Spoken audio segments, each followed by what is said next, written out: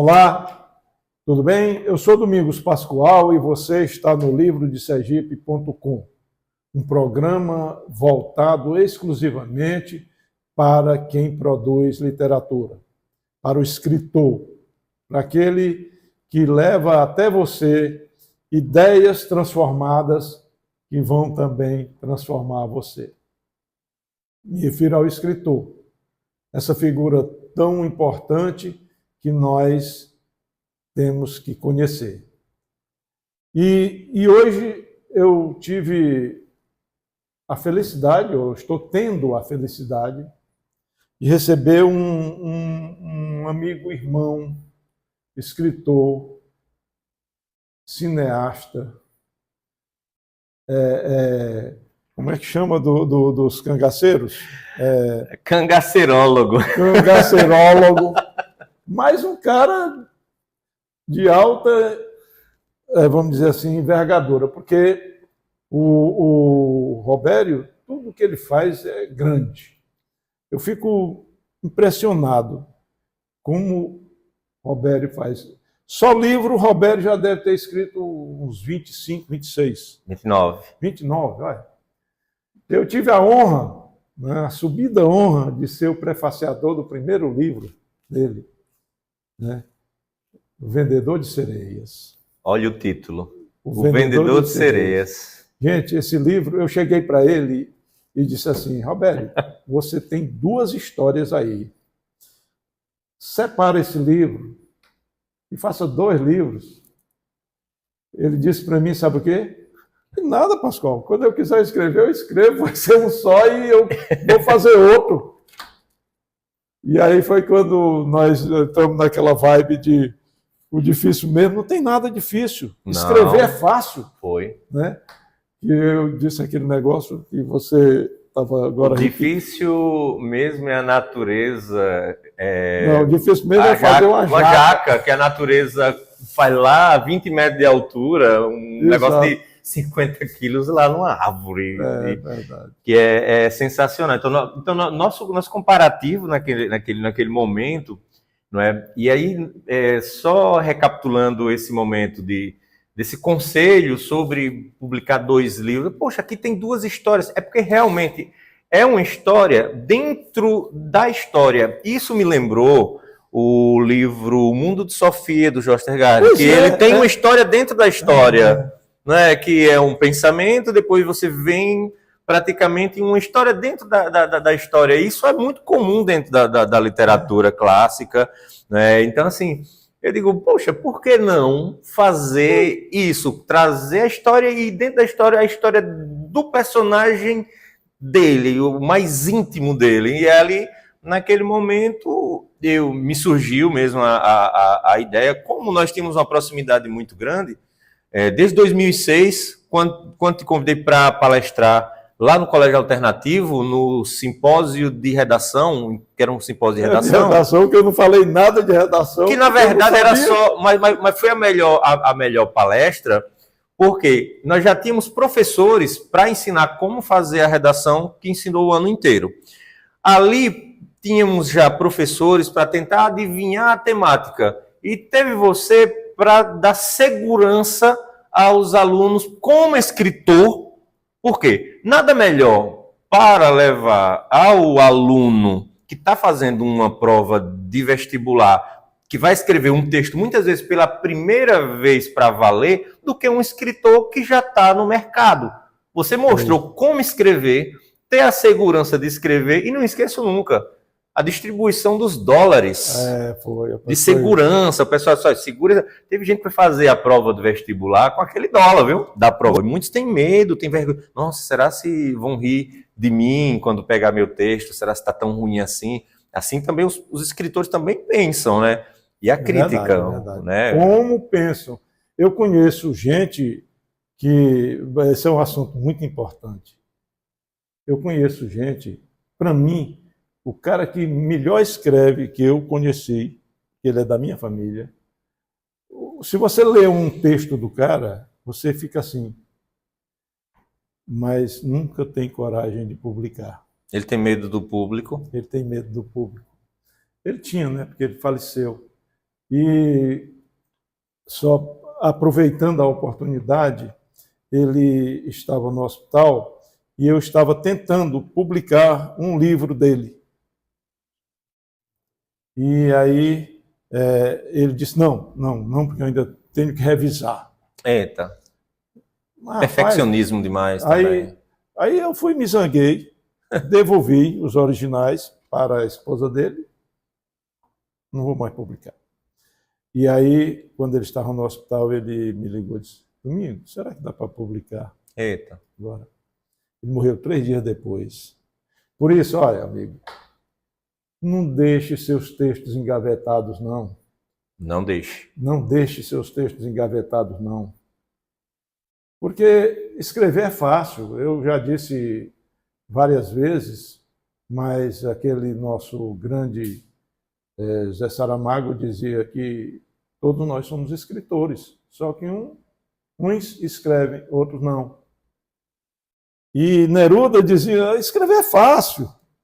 Você começa com letra maiúscula, termina com ponto final. Acabou. No meio, você coloca a ideia. Pronto. Não é? Então... Saramago nem parágrafo colocava Nem na parágrafo, obra dele. Ele começava a escrever e terminava e nada de parágrafo. Então, ele primava mais pela ideia, né, do que... Inclusive, você falou em Saramago, eu concorri e ganhei um prêmio Saramago ano passado. Ano passado não, 2022. Foi o retorno do prêmio Saramago e eles abriram a categoria, junto com a Bienal Pública de Curitiba, de escrever um quadrinho inspirado na obra de Saramago. E eu fui o único, acho que nordestino não, teve outro nordestino, que nós concorremos com mais de 200 quadrinistas. Eu fiz o roteiro e o Ronald Guimarães, tal, e nós fizemos um quadrinho sobre Pilar, que é a esposa do Saramago. Que quando a Pilar nasce... na Espanha, ela não é portuguesa, ela é espanhola. Quando a Pilar nasce, o Saramago já tinha publicado seu primeiro livro. Então, o que acontece? O primeiro não tinha feito sucesso nenhum. E aí eu fiz uma brincadeira como se o Saramago, o amor da vida dele, ainda ele já na luta mesmo, e o amor da vida dele não tinha nascido ainda. Então, ele está com o livro ali na mão, e nós fizemos, e nós fomos contemplados, nós ganhamos o prêmio. Falar nisso, você ganhou vários prêmios, inclusive estava competindo no Jabuti. Com esse livro aqui, ó. Que é a marca, ó. Marca, ó. Foi finalista do Jabuti em 2020. Esse livro tem o prefácio de ninguém mais, ninguém menos. Lira Neto. Lira Neto. Aqui. Aqui, ó. Lira Neto. Aqui. Lira Neto. Ó, grande. Dessa página aqui. Grande Lira Neto.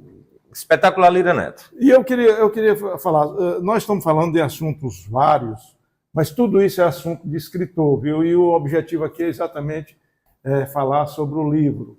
Então, não leve a mal a conversa informal, para lá e para cá, porque é dentro da informalidade que a gente vai informar você e incentivar. Ixi, isso aqui é o importante. Isso aqui é o mais importante. Eu gosto muito desse livro, sabe?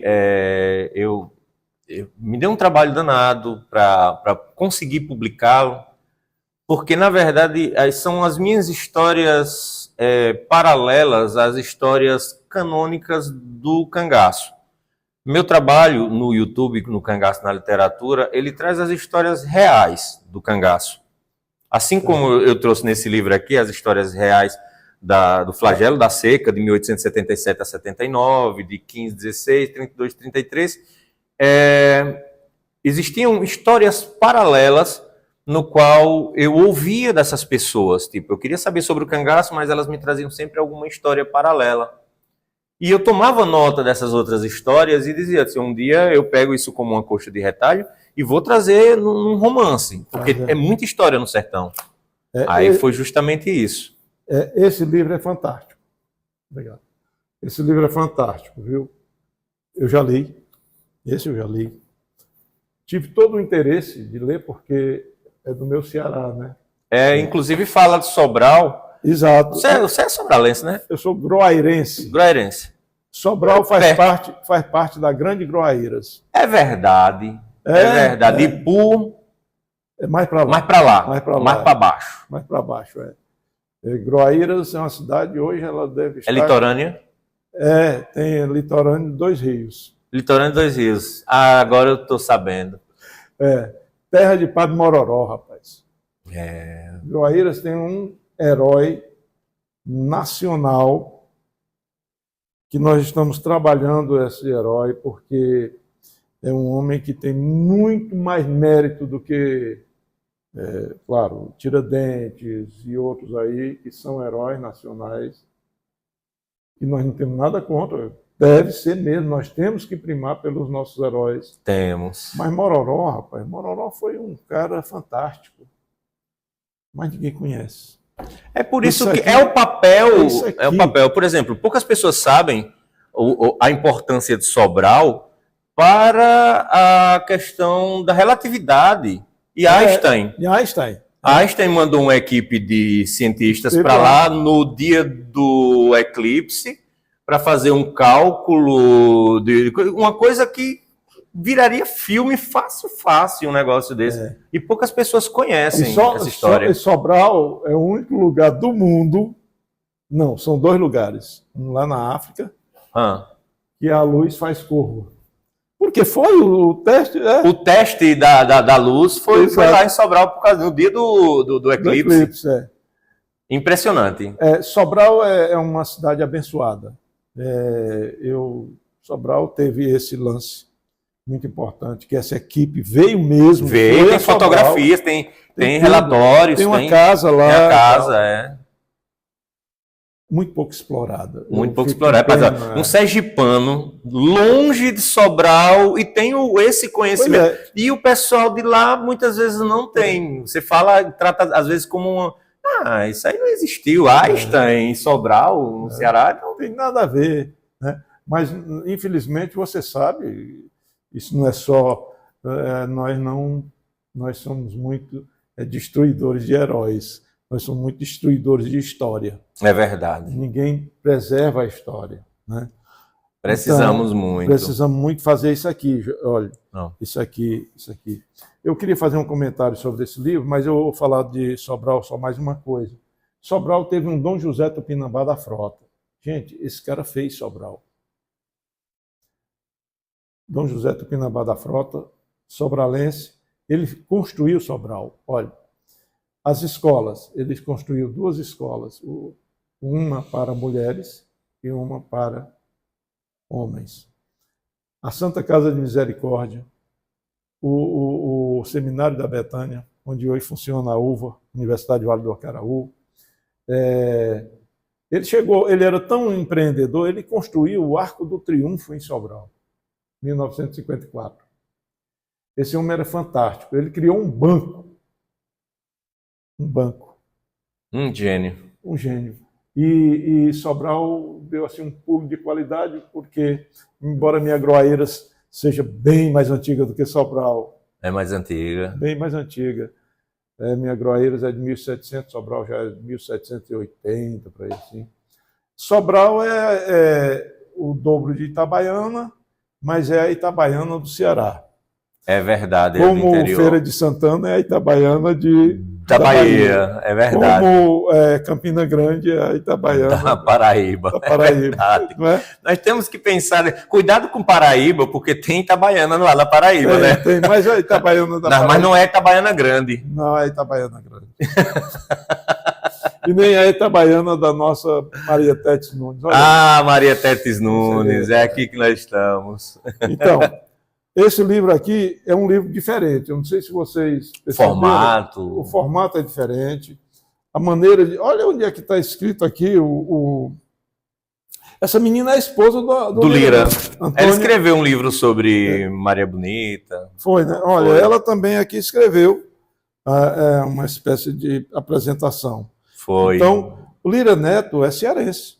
É cearense. Inclusive, ele tem um livro muito bom sobre Rodolfo Teófilo, que agora ele lançou recentemente, que é a Vacina Sem Revolta.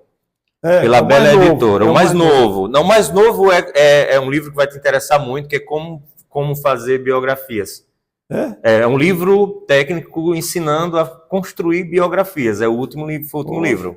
Muito bom. Eu estou lendo dele o Desterrados. Desterrados da Terra, sobre os brasileiros pernambucanos que foram fundar Nova York. Foram fundar Nova York. Na ilha de Manhattan. Exatamente. Fundaram Nova Amsterdã. Nova E Amsterdã. sim, eles iam para Holanda. Só que houve um vento lá, jogou o navio lá para a costa norte lá. Mas essa história é real. Não, é real. Quer dizer, pernambucanos, inclusive a sinagoga mais antiga da América Latina fica em Recife, lá na Rua dos Judeus. Antiga Rua dos Judeus. E o cemitério está lá. Está lá. Com a portinha ainda de ferro. O Lira Neto disse que até uma coisa assim meio... Lá em Nova York. Lá em Nova York. Então um terreno assim, tem a portinha, e esses fundadores estão lá. Eles saíram fugidos lá da Europa, vieram para cá, aí os holandeses foram expulsos, daqui eles... E outros vieram para Itabaiana, foram para... Itabaiana é formada por judeu, rapaz. Porque foram lá para Groaíras, Groaíras, para o Rio Grande do Norte, foram para Sobral, enfim, é tudo judeu. O povo diz que até Porto da Folha, aqui, tem uma galera que fugiu de uma batalha em Propriá. A última batalha holandesa no Brasil aconteceu num monte, inclusive palavras de um grande historiador lá de Itabaiana, José de Almeida Bispo. José de Almeida Bispo. Meu o cara amigo, é um gênio. Grande abraço, meu irmão. O cara é um gênio. Ele fala que as margens ali da BR-101 dá para ver um pequeno morro, depois da entrada para Neópolis, chegando em Propriá. Ali aconteceu a última grande batalha. O pessoal fala de Guararapes, fala de outros lugares, mas que o último grande encontro, mesmo de batalha, já foi do São Francisco para cá. E ele acabou tendo ali. Então, alguns sobreviventes dali, eles correram para o sertão acompanhando o São Francisco e se instalaram na região de Porto da Folha. É tanto que o povo, não, mas é de forma popular, diz que é um lugar que tem muito galego, muito loiro, Porto da Folha, pessoas com estilo olhos azuis, 1,80 m, 1,90 m. Pessoal lá em Porto da Folha, você olhar, o negócio Não que isso seja um sinal, mas é uma coisa curiosa. É uma coisa curiosa, mais judeu holandês. Judeu holandês. Isso é muito bom. Mas que papo gostoso, gente. Desculpa aí. Mas esse papo não começou aqui, agora. Eu queria pedir para o editor colocar um trechinho de uma entrevista de 2010, mais ou menos nessa mesma época, início de 2010, quando eu estava me preparando para fazer uma viagem pela América Latina e o lançamento do livro Vendedor de Sereias. E aí eu fui convidado por Pascoal, na época tínhamos cabelo mais preto, o cabelo hoje está mais branquinho, e eu queria que colocasse um trechinho. Pode colocar um trechinho pequenininho aí? Claro. Então... E aí, gostou? Gostei. E a lembrança? É bom, né? Eita! Rapaz, é legal. Rapaz, é legal. Como eu me lembro bem, rapaz. Você estava de viagem. Marcada com o Jorge estava Henrique. indo ou você estava voltando? Estava indo para o Uruguai. Exatamente. Aí eu lhe convidei e fui num café lá. Lá perto dos jardins, perto de uma academia, tinha um café. E aí ficavam os garçons passando assim atrás, aquela coisa assim. Bem movimentado. Aquilo foi muito bom. Cara. E eu acho que aquilo ali, para nós dois, foi muito importante. Era um começo ali, viu? Para a própria Infográfica, né? Que a gente já falava da Infográfica. Nossa, mandar um abraço para a Karina, acabei de falar com ela. E ela toda feliz. Eu falei que vinha da entrevista, ela disse, isso é muito bom para a gente incentivar a juventude, incentivar as pessoas à leitura. É muito bom a gente ver... Foi lá, ó. Foi lá na Info. Esse aqui foi em São Paulo, pela Bela Editora, mas está aqui, meu último livro, pela Info, né? Você também é um escritor da Infográfica. Então, sou! Isso. Nós tivemos agora com Camilo, né?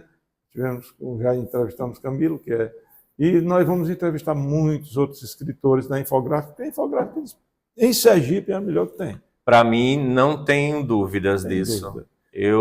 Meu próximo livro, inclusive, eu posso dar até spoiler do que eu estou preparando. Eu estou preparando uma história que muito pouco conhecida. Cabral, ele sai dia 9 de março de lá, era para ser dia 8, no domingo, aí eles acabaram vindo dia 9 com a esquadra de 13, 12 caravelas e uma charrua com alimentos, e eles vêm para cá, para o Brasil, com degredados, que eram pessoas degredadas, né?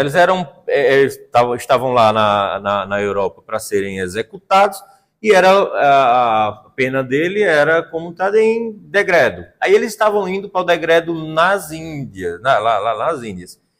E quando eles encontraram, ou só apenas passaram aqui para demarcar território, né, já sabiam da existência aqui dessas terras, isso aí é inegável, já não se debate mais. Tanto que nós temos o Tratado de Tordesilhas 6 anos antes, ninguém vai dividir uma terra sem saber que tem nada para o outro lado, mas não é o caso.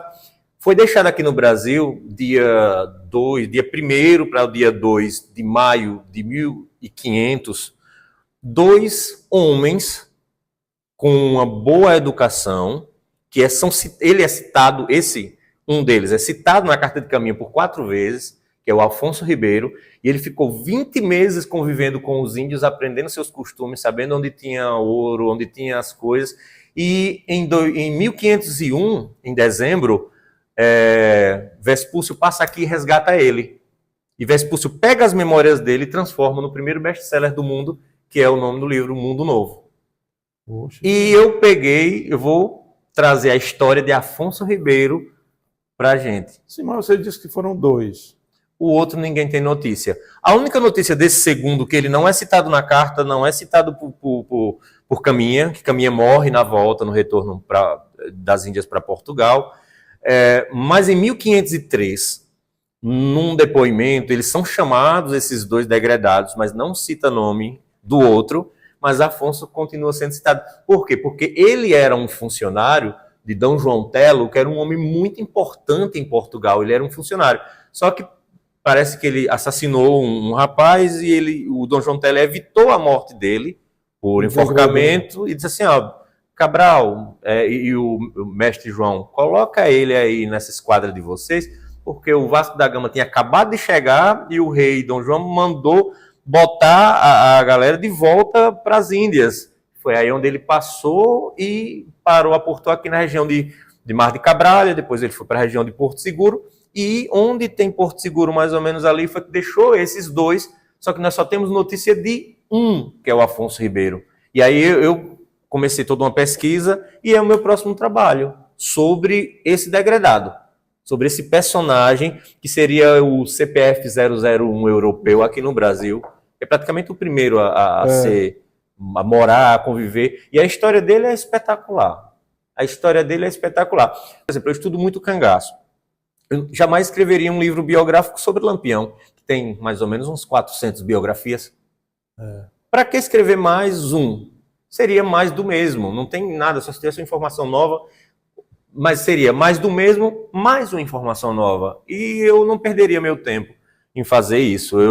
Eu prefiro gastar o meu tempo, meu dinheiro, porque para produzir um livro desse histórico não pode ser dentro de um escritório, tem que viajar, tem pesquisar. Eu fui 8 vezes ao Ceará, eu fui aos campos de concentração, eu convivi com pessoas que sobreviveram à fome, à seca, dentro desses campos de concentração, sentei, conversei, estudei, peguei relatório de Rodolfo Teófilo de 1877, 1915, ele não escreveu de 32 porque morreu em 32, então assim, mas outros escreveram, eu tive acesso, não tem nem no Brasil, tá tudo lá na Universidade em Ohio, nos Estados Unidos, então assim, tem tudo isso para jogar aí nesse livro, então, é um assunto que ninguém estava tocando, até a Raquel de Queiroz, no 15, ela cita o campo do Alagadiço, que fica lá em Fortaleza, hoje Fortaleza, o lugar que ficava o campo do Alagadiço, onde fica a estação Otávio Bonfim, hoje é o bairro Otávio Bonfim, tem uma praça, até uma estação Bezerra de Menezes, Bezerra de Menezes, isso, e inclusive hoje tem uma praça também que leva o nome de Raquel de Queiroz, tem uma praça enorme lá e tal. Então assim, é uma história que ninguém estava tocando no assunto. Quer dizer, era uma história que o próprio cearense mesmo, em conversa com outros escritores mesmo, diziam assim, isso aqui precisa a gente tocar. É o elefante branco na sala, a gente precisa falar sobre ele. E aí, eu me senti confortável em escrever esse livro, 77, 15 e 32, está em todas as livrarias aqui de Aracaju. Pela primeira vez, meus livros aqui nas livrarias. Eu fiquei muito feliz. Né? Quero agradecer imensamente mesmo a todo o carinho mesmo que hoje em dia as livrarias em Aracaju têm, porque hoje nós temos seção literatura sergipana, por exemplo, na Escari está lá, literatura sergipana. E isso não acontecia. Está lá. E isso é tão bonito. É tão bonito você ver o nome, literatura sergipana. Nós criamos a identidade literária a partir do momento que você entra na livraria e tem uma seção literatura nacional, literatura jurídica, literatura sergipana. Nós não existíamos. Não existíamos. E sabe o que é que nós precisamos hoje? Nós precisamos de um livro histórico contando a história da nossa literatura.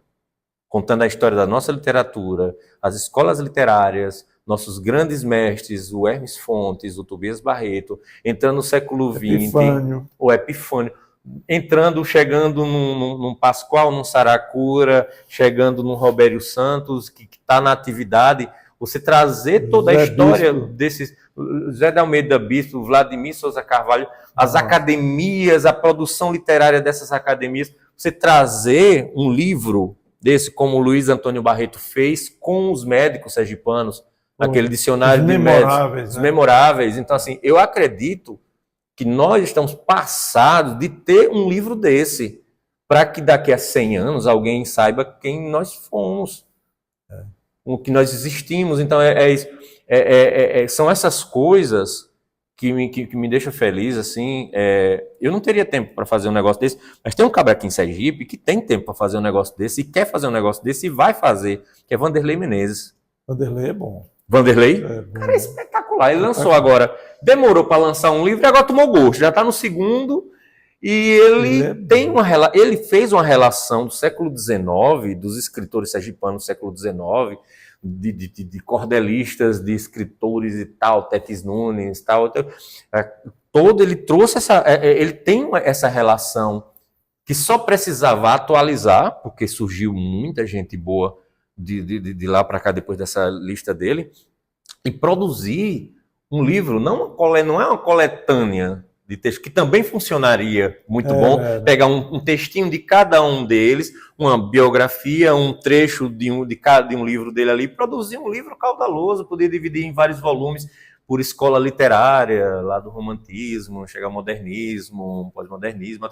Então, eu acho, já que a gente está falando de incentivo, de busca pela literatura e isso é muito bom. Por exemplo, uma felicidade muito grande quando eu recebi uma ligação sua para liberar um texto sobre a importância de se produzir um prefácio. Foi. Pascoal produziu um livro sobre prefácio. Ele pegou todos os prefácios que ele tinha prefaciado de todo mundo e produziu o livro. E eu tinha um texto falando sobre a importância de se produzir um prefácio, que as pessoas muitas vezes pulam um prefácio e acham que aquilo ali não tem importância. Claro que tem importância. E aí, para minha felicidade, Pascoal pegou e me pediu, disse assim, cara, eu queria muito esse texto ser muito bom para prefaciar meu livro. E, cara, ele prefacia meu primeiro livro e eu tive o privilégio de prefaciar um dos livros que eu mais gosto, porque ele me força, porque eu admito, eu pulava prefácios e depois do teu livro eu parei de pular. Que bom, que bom. Agora, você aí que está escutando essa conversa aqui, meio misturada, mas com muito sentido, veja o que nós temos que fazer. Olha quantas propostas acontecem. Grandes homens falam de ideias, só vai, uma tempestade de ideias, né? Mas o bom é isso. É isso aí.